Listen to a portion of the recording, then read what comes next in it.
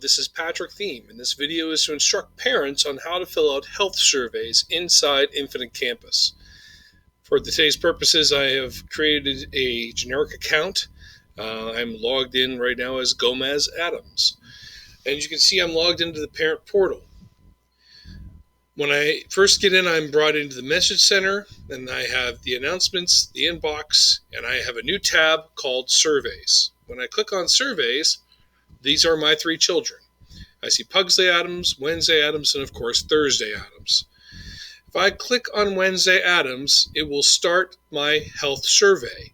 It will open it up in a new window, and I'm going to expand that. If you have taken the survey at any time for your student, this message will pop up. This message will not go away. So if you have taken the survey at least one time in the student's existence, this message will be here. But this form is meant to be filled out for every day that your child is ill. First question is the temperature, the highest temperature. So if the highest temperature was 98.6, I could fill that out. Please note that this will fill out on the right side, so right justified. Second question is, how was the temperature taken? There's a drop-down box.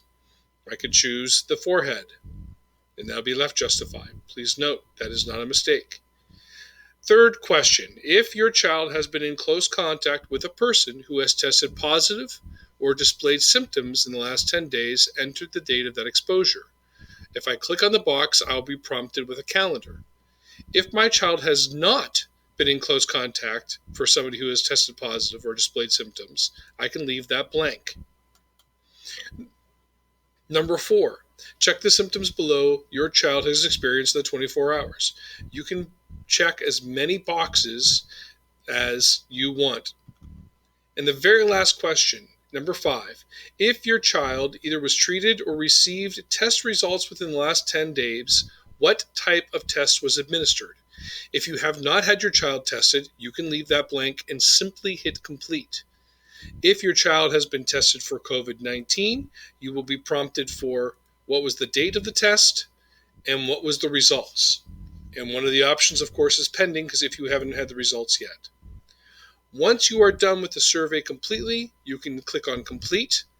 You will get thank you for completing the survey, and you can close this window. If you have any questions, please email ithelp@mtsd.org, and thank you very much for watching.